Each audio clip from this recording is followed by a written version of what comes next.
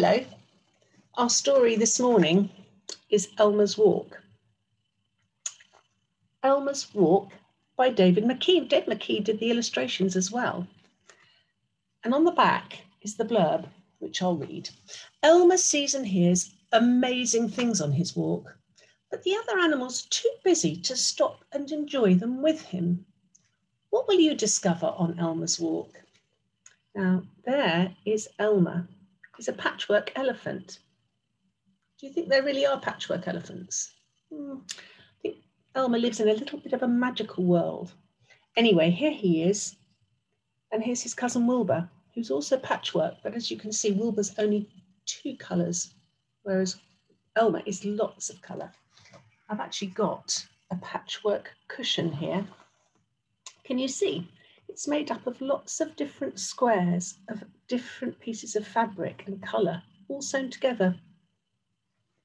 It's not patchwork on the back, it's just spotty on the back, one big piece of fabric, but the front is patchwork. We'll start the story.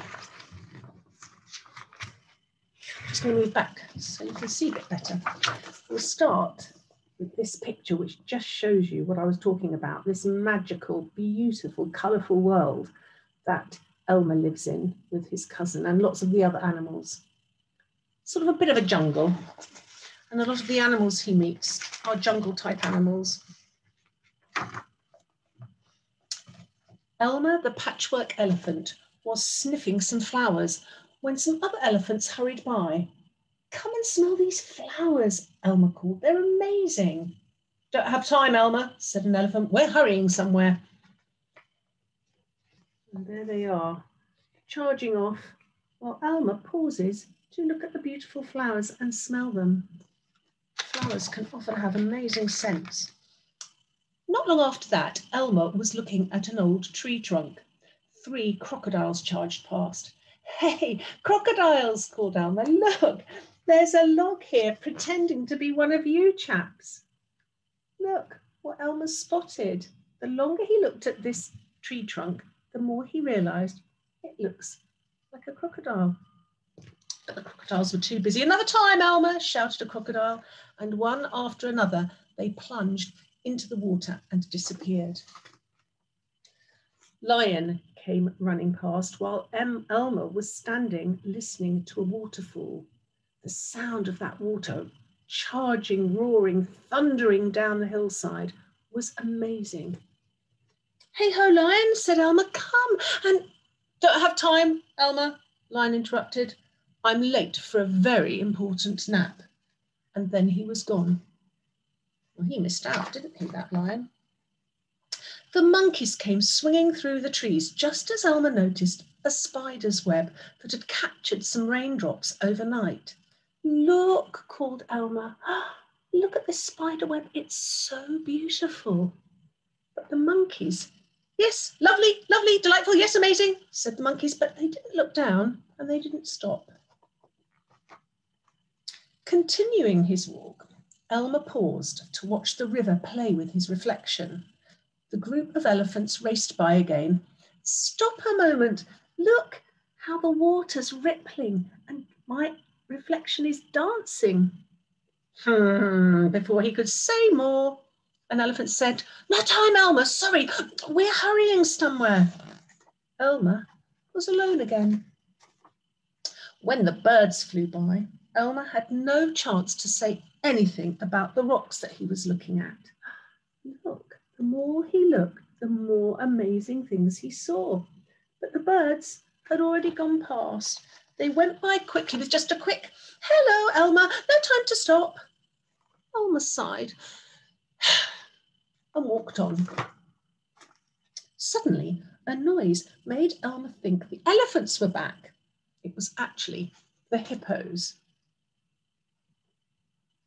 "Look at the clouds," said Elmer. "There's one that looks like an elephant. Can you see?" Have you ever looked at clouds in the sky? It's quite amazing what you can find, the shapes. I saw a dragon once, honestly, a cloud that looked just like a dragon, and a cloud that looked like a scarecrow. And I've also seen a cloud that looked like a flower.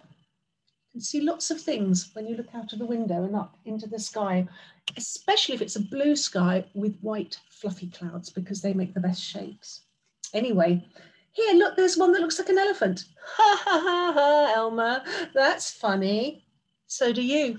You look like an elephant too. And the hippos laughed and ran on without even glancing up at the clouds.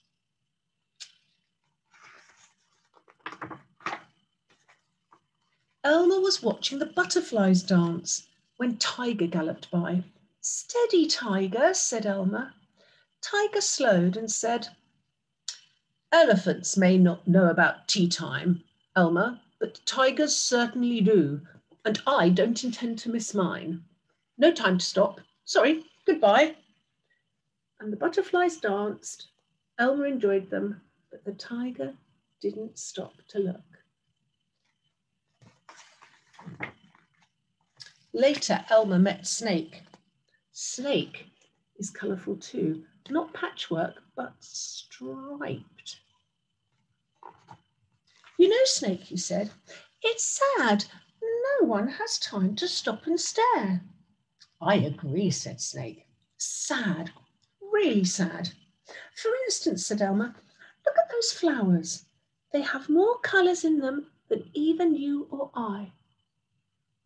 But by the time he looked up to see if Snake agreed, Snake had gone. The elephants rushed by again when Elmer was listening to his echo. He didn't try to stop them. I know, he said, you're busy hurrying somewhere. You are silly, Elmer, said the elephants. Can't you see we're hurrying back from the place we were hurrying to? We've got no time to stop. Again, Elmer just sighed. What are these animals like? They're missing out on so many treats. Hurry, hurry, hurry, murmured Elmer. That's all they say and all they do, as he strolled on, feeling a little bit sad and disappointed. But then he saw his cousin Wilbur. He's the black and white checked elephant. Hello, Wilbur, he said. What are you doing? I'm watching the night arrive, said Wilbur. So Wilbur was standing still and taking time. You see, just as the sun starts to go down, the sky sort of turns pink and then darker at the top. It's an absolutely beautiful thing to watch. I heartily recommend it. If you are ever looking out of the window as the light fades, you can see night coming on. And on a clear night, your sky might look like this sky. Look, the cousins stood happily together and watched the sky darken and fill with a million, trillion, zillion glowing, glistening, sparkling stars. Shall we count them? Asked Wilbur. No, said Elmer.